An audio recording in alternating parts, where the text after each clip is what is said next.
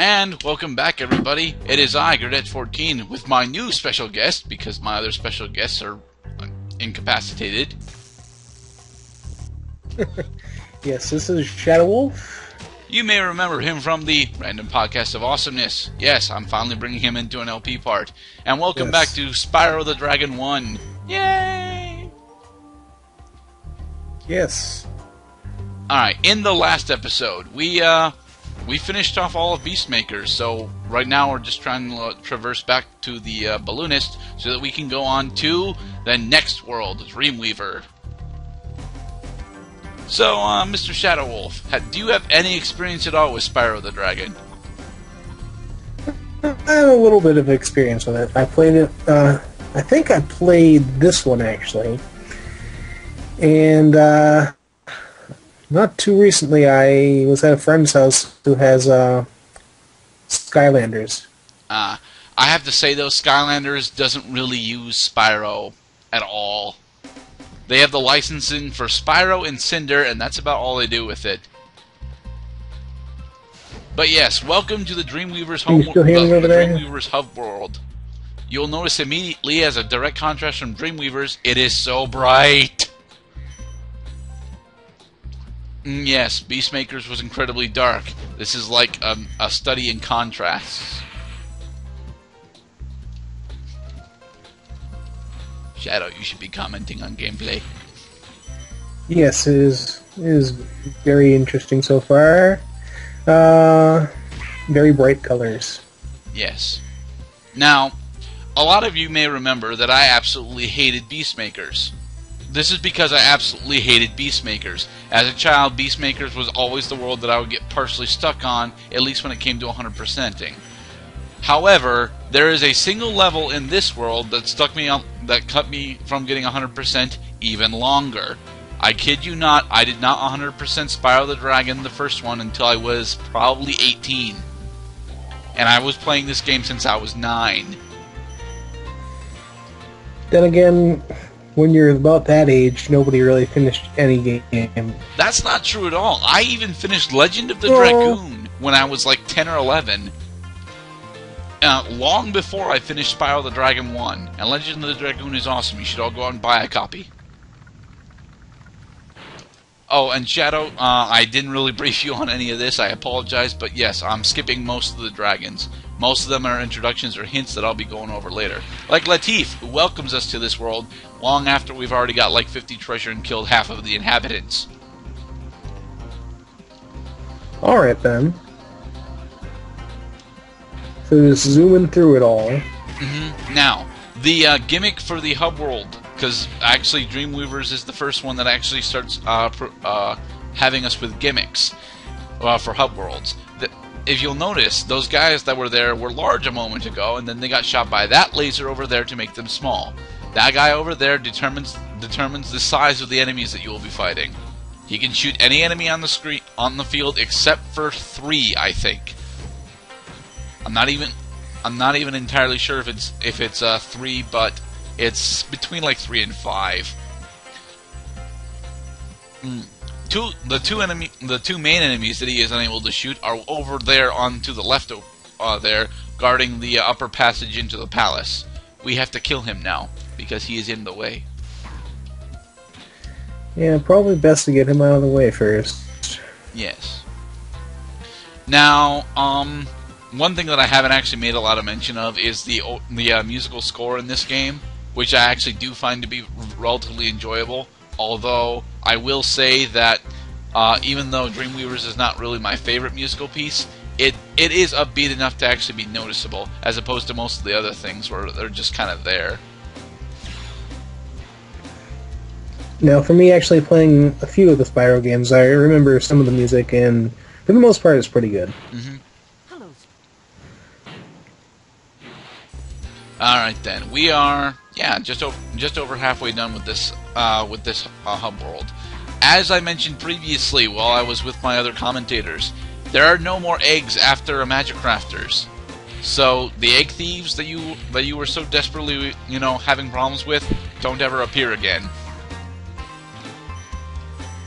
Shadow, do you have any particular memories of egg thieves? very vaguely. I played this when it first came out, so I don't remember a whole lot. I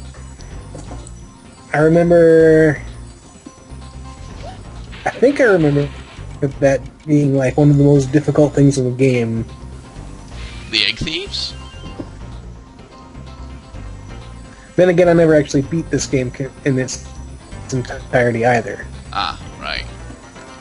Well, I will grant that for the most part, not really for the most part, but in Magic Crafters, a few of the Egg Thieves can actually throw you off quite a bit with their positioning.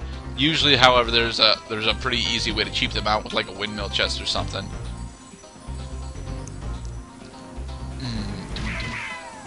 Now, because we have 100% in every world and every hub before getting to this point, we can right now just skip the entirety of this world and go directly to Nasty's world. I will not be doing that because no, I want to show off the entirety of the game and I don't want to have to come back.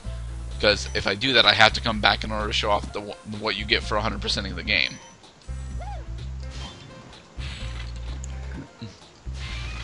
You can imagine how torturous it was that this and Beastkeepers kept me from getting 100%, being the total completionist that I am. For the most part, yes, I am in fact a total completionist. And it's annoying that in this game, of all games, to be able to complete it, you have to get every little thing. Actually, I don't find that to be nearly as annoying as I'm supposed to. I will grant that at times it can get a bit ridiculous with how much stuff you're supposed to collect, but I never find it to be, absurdly either absurdly difficult or cheap or anything like that. I usually have quite a bit of fun collecting everything in the game. Although I'm missing 10 pieces of treasure right now, and it's kind of driving me insane. Only kinda though, only kinda. Let's see. Well, what's annoying is when you're anywhere that requires you to be timed. That's when it gets annoying. Yeah, but there's only four of those levels in the entire game. Literally 4. Right, but it's still annoying for those 4 and they're levels. The flight levels. The flight levels have always had problems. And believe it or not, those problems are pretty much never really fixed per se. Because the flight levels do return in the later games. Yes, they do. Oh, where are those? Oh, there they are. Aha. Now, Okay. Gerda, have you actually played any of the Skylander games? I own the first Skylander game, alright? And I will tell everyone this now. I despise the marketing decision behind Skylanders. I really do. It is by far one of the worst damn marketing decisions I've ever heard of. But I enjoy the game. I do. I think the game itself actually functions and is pretty damn fun to play. I have not yet played Giants, even though I'm pretty sure while I'm out this weekend I might have a chance to play it, and I might consider doing so. I'm not entirely sure if I will have access to Giants, but I want to play it all the same. However, I will say that I will not be purchasing Giants. Because, no, I really don't like that, though. I really don't like the way that the game, the way that marketing has affected the game. By the way, I screwed this section over twice. No, I'll actually agree with that because the marketing for the game is pretty crazy when you think about it. But the game itself is pretty fun. Yes. Oh look, we want you to collect all of these different action figures so that you'll only have to use like 8 of them throughout the entire game. 9 if you get a specific elemental giant. And as with tradition, even though the other guys aren't here... Holy shit. That is like the first time that I've actually done that on camera. Huh. Okay, as with tradition, right when we begin a hub world, we do the flight level first because it is the one that I hate the most. Although that's not entirely true on this hub world. In general, it's the flight levels that always give me the biggest problem. And crap, I ended up screwing myself out of a lighthouse. Hopefully I don't screw myself out of it too hard, though. For this place, Crystal Flight, I recommend starting with most of the lighthouses, seeing if you can get them all. I'm gonna have to restart this, aren't I? More than likely, yeah. I've totally forgotten I think you where might. I am. Boy. I've even forgotten if I've gotten the things that I'm supposed to have gotten already. Alright, I recommend going for the lighthouses, then going for the trains. After getting all of the lighthouses and trains, it usually becomes relatively self-explanatory, but there is a lot more skill in this particular one than in a few of the other ones, like Night Flight. Alright, this way. At least I think I'm supposed to be going this way. And yeah, I'm gonna have to restart, because if I had gotten that chest, maybe, but no. Attempt number 3. For the record, Shadow, I don't usually edit out my failed takes of this. Well, that keeps it more real, I suppose. Yes. Well, now that I've got a bit more time, I might not end up screwing up so badly. Let's try this again. Whoa. Yeah. Of course, I might recommend using an analog controller for any flight games. Yes, I'm actually using an analog controller right now because for some reason a while back my keyboard was really starting to screw me over. I even have a part where I end with my keyboard totally screwing me over. So yeah, I don't think Shadow's actually seen the other parts of the LP. Have you, Shadow?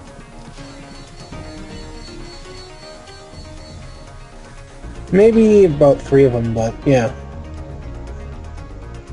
Okay, I have more than enough time now, assuming that I don't screw up too badly. Like that, and that.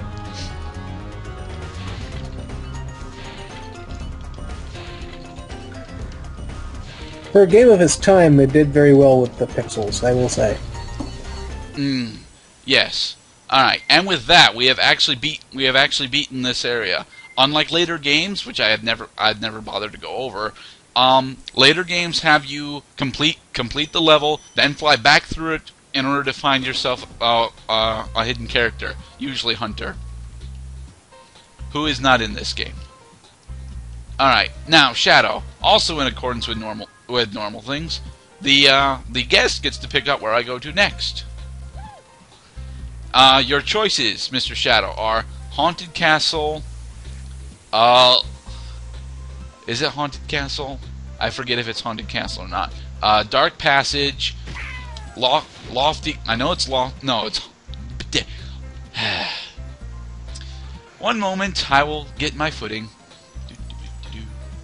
Okay. Go ahead. All right, Dark Passage. Dark Passage, Lofty Castle, Jack Hughes, the boss, and, well, that's Lofty Castle. And... let's go with Dark Passage. Dark Passage? Alright, then we'll go to Dark Passage. Yeah, let's go with that. Alright. Dark Passage is technically the first level that you're supposed to do in this area. Given its location on the map, at least. Alright, hopefully I can do this in under 10 minutes.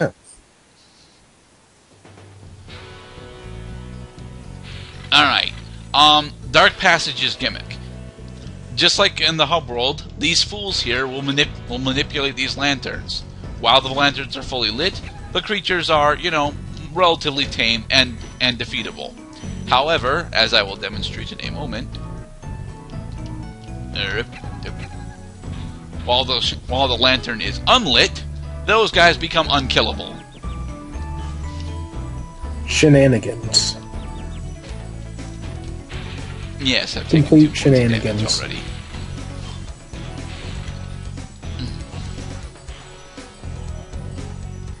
And this is the guy that informs you that you should be flaming the fools. Because, you know, that lights up the lanterns for a good deal of time, giving you plenty of time, well, usually, to decimate your enemies with fire breath.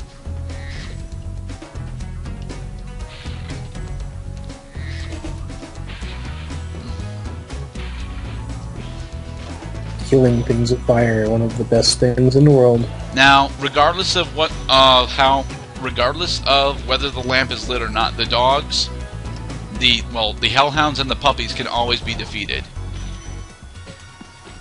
It's just the giant turtles that you gotta worry about. They go from cute little armored turtles to turtle dragons.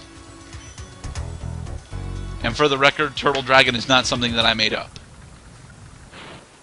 I forget what Azizi says. I think it's just thank you for releasing me.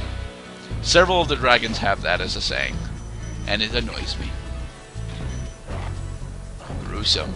I believe King Bowser would be considered a turtle dragon. Yes, actually, I think.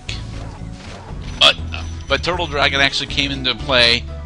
I don't think it was actually before King Bowser, but you know, King Bowser is not who I think of when I think of Turtle Dragon. No, I think of the Turtle Dragon from Master of Magic. First thing I think of. Okay. Yeah, that part can actually screw you over a bit, but it's not as difficult as I make it look.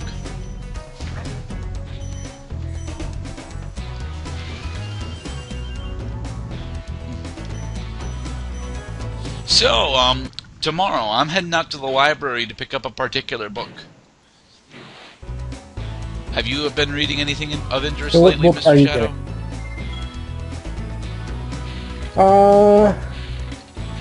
Not too lately. I've been thinking of getting into something, but I haven't figured out what just yet. Do you know what you're getting? Yes, I know what I'm getting. I'm getting Infinity from Sherilyn Kenyon, which is part of the Chronicles of Nyx saga. I absolutely adore Sherilyn Kenyon's Dark Hunter series. I haven't actually checked out the League yet, but I plan to at some damn point. For those of you that do not know about the Dark Hunter series, let me just say, as graphic and sexual as it is definitely worth picking up. Now, how many books are in the series so far? I don't know how many books are in the series so far. I really don't. I have not read them all.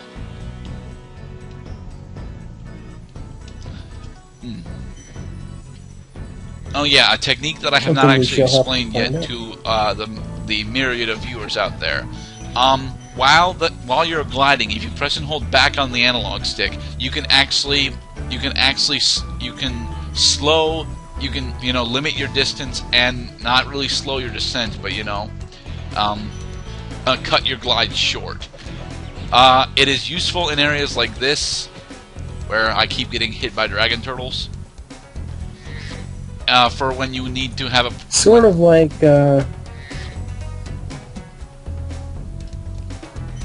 modular flight powers, and they even explain how it works too. He flaps his wings backwards and makes his body pan out. Sort of like how it makes me think of the long jump in Super Mario 64.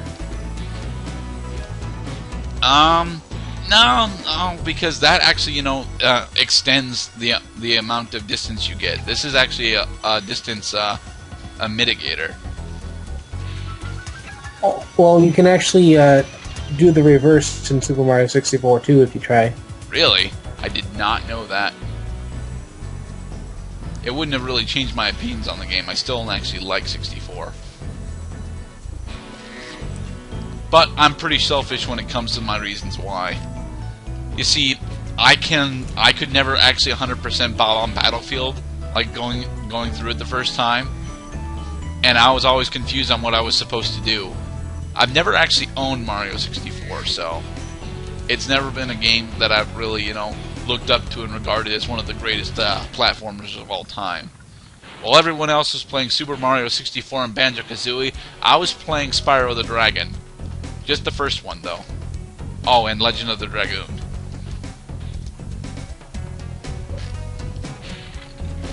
Well, I agree that if you've never played Super Mario 64 the first time, you are going to be pretty confused. It's pretty basic once you figure it out. Oh yes, it's an incredibly basic game, and I could probably finish it with all the different, you know, LPs of it that I've watched. Most of the here's the thing though, most of the LPs of Super Mario 64 that I've watched have all suffered from technical problems. In particular, the one from the one from Brain Scratch. While Ryan was doing his run, he ended up having technical problems on the Wii, so he could not.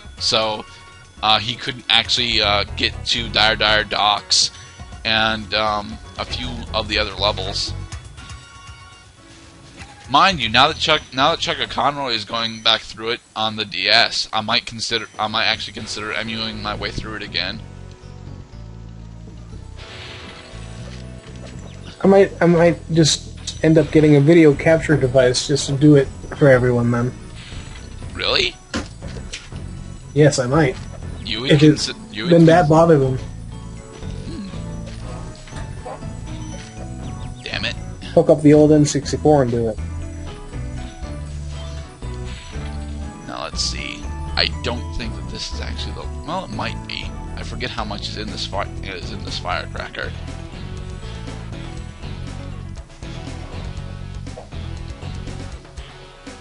I don't think it's all of it, though. And that has got to be the most inefficient firecracker ever.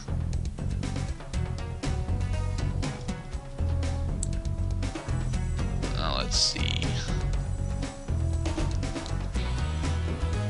Nope, I'm missing 20 pieces. Well, I have to go treasure hunting again. Actually, I think I know where they might be. This way. The treasures they be hiding.